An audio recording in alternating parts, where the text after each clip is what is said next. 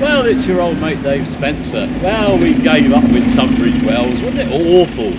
I tell you what, we've not experienced abuse like that for a long time. It doesn't say much for the modern British bus industry. So hams travel perhaps best avoided. Perhaps we should have a word with the traffic commissioners. Anyway, we've moved off to friendly Orpington, and another of the Kentish border towns, shall we say. And this is where London sort of merges with Kent. And hopefully a much better reception. We had a gorgeous cup of tea at a little Italian cafe and some fantastic cake. And you can see what we're going to see here. It's not a guess, is it? We know. So enjoy, and I'll catch up with you later.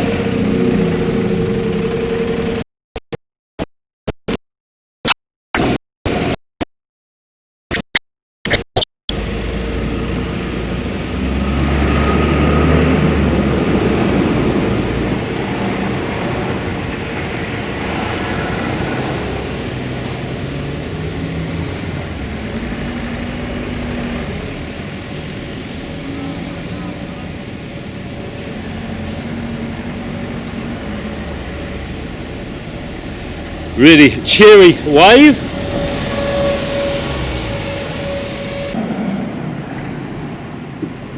Oh, we've got a bus full social distancing thing up. Doesn't seem to have that many on board, but definitely displaying the bus full sign. Perhaps the London buses aren't taking as many as the provincial ones. You can get about 30 on board those.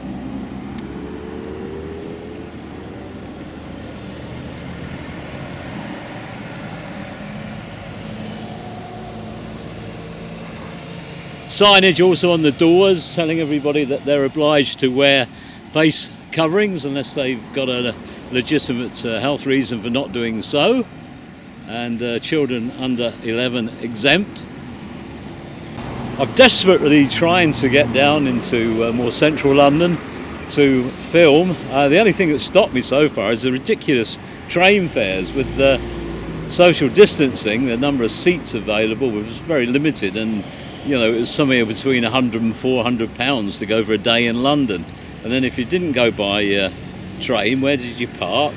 If you took the car, even for disabled, it's difficult.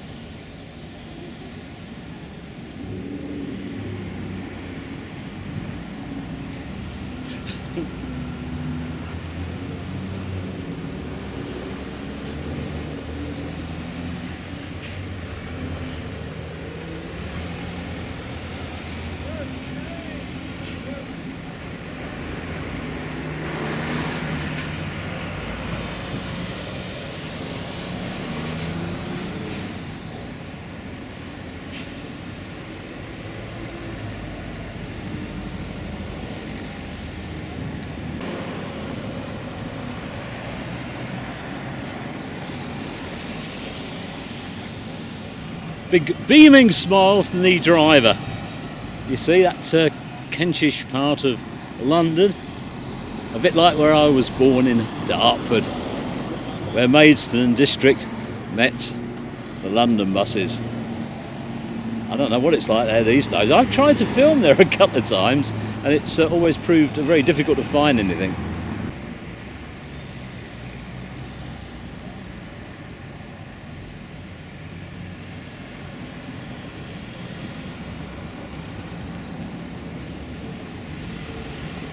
Oh, that chap from Go Ahead, he did a rude up and down gesture with his hand, the driver of YX61FYV SEN23 or something like that. Might mention that to Go Ahead management. Not quite what we expect, and already this morning we had problems at Tunbridge Wells.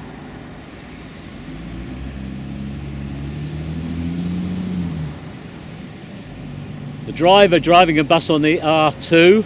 Hopefully we've got enough detail there to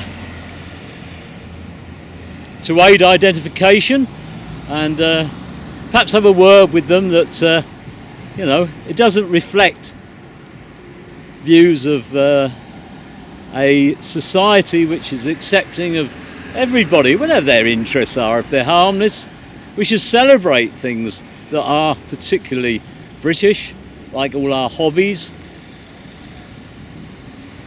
and in turn the fact that we do celebrate what we have. We remember what was there in our many museums and preservation movements, and we pay tribute to the job that people do today and the vehicles that they use.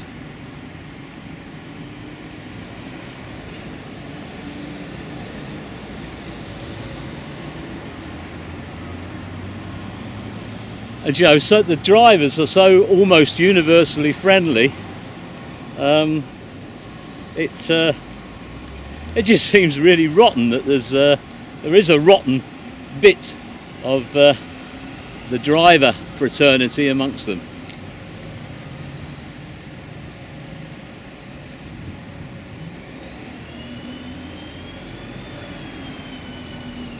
Anyway, I think I'll make a point of writing to Arriva and just saying that you know, don't desecrate the honour of my family, and don't treat today's people as if that's all they were worth. Won't use the language, so we all know what he meant. And just shows you the intolerance to bus fans, bus enthusiasts. It's the same intolerance people display to people of colour, Asian people, to those who are different, to our disabled people.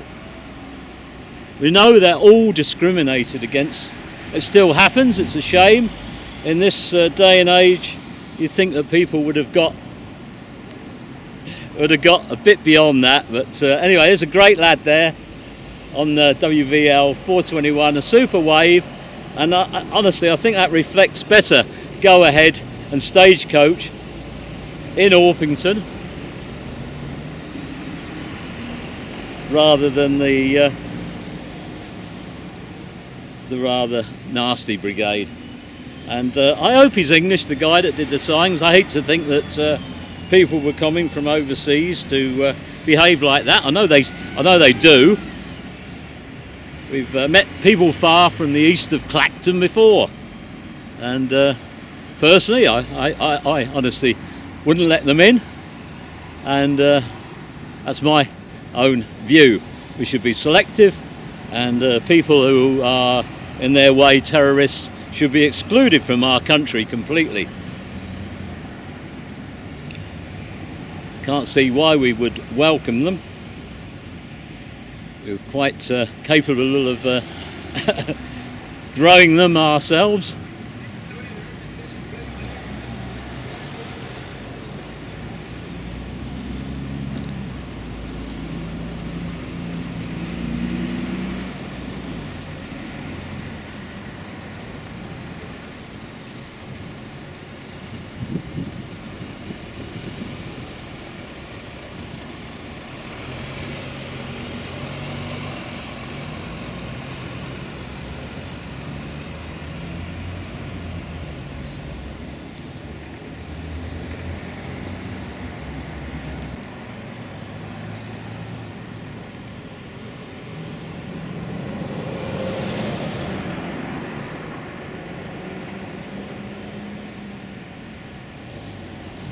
So rather an interesting visit, wasn't it, really? I'd really not thought of that and thought it through until I sort of stood there and thought, hang on, Orpington, and looked down, and of course there was the name on the Second World War ones. I looked up, thought, well, I'll know it definitely is if it's got the other name on the First World War, and of course it did. And there are other ones who died, and they're not actually on this, or both memorials, some are just on one.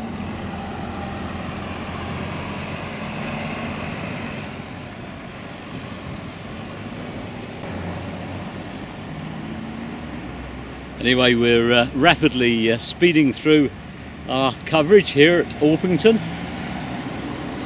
I definitely saw there was a bus making his way in this direction, but obviously making slow progress as I nipped across the road.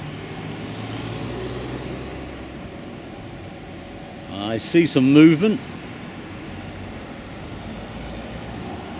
Mandy's patiently waiting over the road for me in a wheelchair. If anybody has hassle, gets discriminated against, we know what it's like. Mandy's experienced it. She's the chair of our local polio fellowship for Cheshire, the Wirral, North Wales, and we know how people have been discriminated against.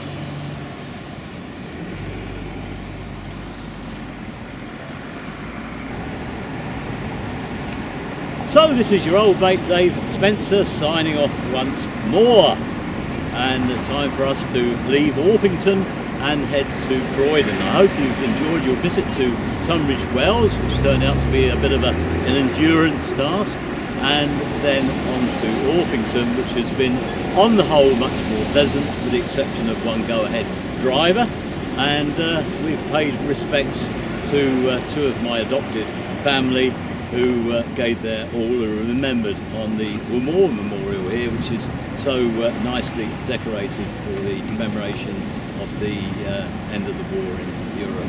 And perhaps somebody could point that out to the Arriva bus driver. And from me, it's bye for now. And when we've done Croydon, we'll be heading up home. When we get home, what will we have? A nice brew and a bit of cake, no doubt. Although I had some lovely cake in a cafe just right down the road here. Anyway, great to know you're all with us, always a bit of an inspiration. And when my spirits are low, I think of all of you. And God willing, keep safe, stay well, and we'll all meet again somewhere together in one of our travels in the future. So from me, bye for now.